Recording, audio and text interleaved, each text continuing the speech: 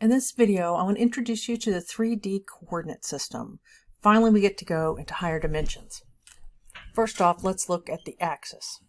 I write them with Z going up, Y going to the right, and X coming towards you. One of the problems with doing 3-space is you're trying to draw things that are three-dimensional on a two-dimensional plane. So I have to worry about perspective and that sort of thing, or not. Also, where you put your 3-axis, some people get real picky about it. They prefer the Y up in the air where the Z is, and the X over to the right, and the Z coming towards you.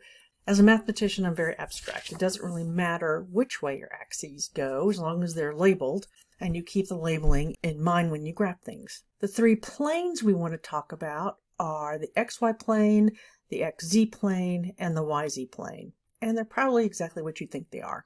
So the XY plane is where Z equals 0, the XZ plane is where Y equals 0, and the YZ plane is where X is 0. Let's plot some points. When I plot points, I try to draw a box. So if I have 1, 2, 3, I'll have my axis. For this, I'll go 1 down the X-axis, then I'll go 2 parallel to the Y-axis, and I'll go 3 up parallel to the Z-axis.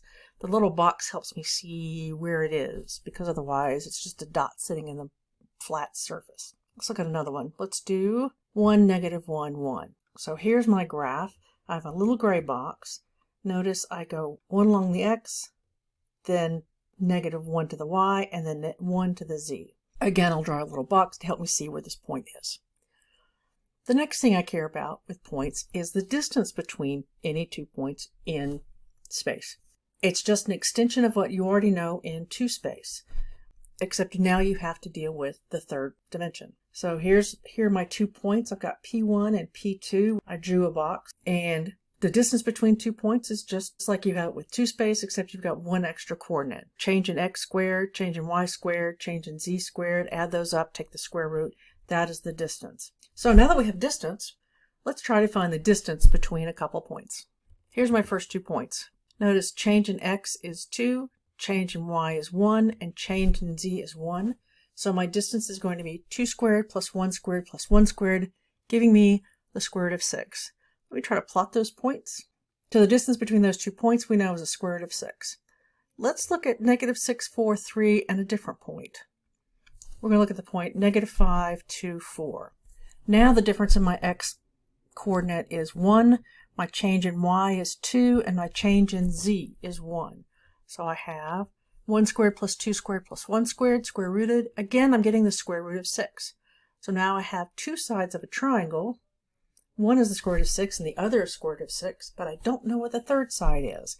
This could be an equilateral triangle, but it's definitely isosceles. So let's look at that 3rd side. For these 2 points, I have delta X is 1, delta Y is 1, and delta Z is 0.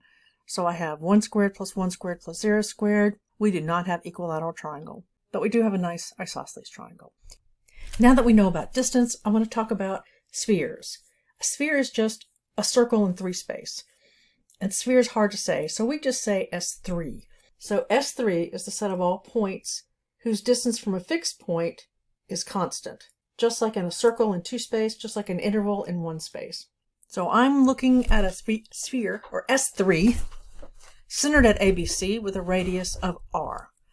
The formula for that is X minus A squared plus Y minus B squared plus Z minus C squared equals R squared. So just like the circle, but with 1 extra coordinate. All points in R3 that are R distance from ABC. So let's play with a couple. If I have 2 points that are the ends of a diameter called antipodal points. Say I have 3, -2, 1, and -1, 4, 5. The first thing I want to do is find the midpoint because that will give me the center of the circle.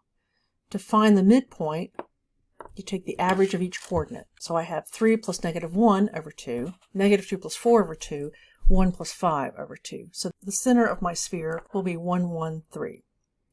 The radius of my sphere will be half of the distance between these 2 points.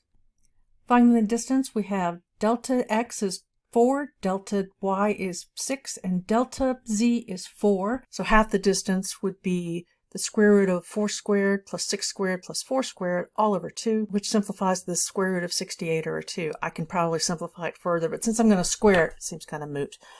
r squared is equal to 17. So I have a center, I have a radius, I can plug it into the formula, and I get this. This is a sphere whose radius is the square root of 17, and it's centered at the point 1, 1, 3. So let's try to graph something kind of straightforward. X equals 1. X equals 1 in one space is just the point at 1. X equals 1 in two space is a line. When you're in n dimensions and you have one equation, the graph of your equation will be one dimension less. So in one space we have an equation, the graph of x equals 1 is 0 dimension. In 2 dimensions, the graph of x equals 1 is 1 dimension less, which is a line. So in 3 space, the graph of x equals 1 has to be 2-dimensional. And 2-dimensional, linear, is going to be a plane. So the graph of x equals 1 in 3 space gives me a nice pretty plane. Let's look at another graph. Suppose we have x squared plus y squared is less than or equal to 4. When you're trying to figure out what these things look like, remember what you know from 2 space, and then extend it to 3 space. Okay, so I've got this equation, x squared plus y squared is less than or equal to 4. In regular 2 space, that's just a circle with the inside colored in. It's colored in because it's less than or equal to. Now, if I add the z coordinate, there's no restriction on my z, so I have this circle going all the way up to infinity and all the way down to infinity. So what I have is a solid cylinder. I attempted to draw that. It might be easier just to describe it. It's a cylinder of radius, what is the radius 2, that goes centered at 0, 0, 0, 0, and goes up to infinity and down to negative infinity. So we're going to be working on some more of these and graphing these. Just take them one step at a time, figure out what it would be in 2 space, and then try to extend it to 3 space.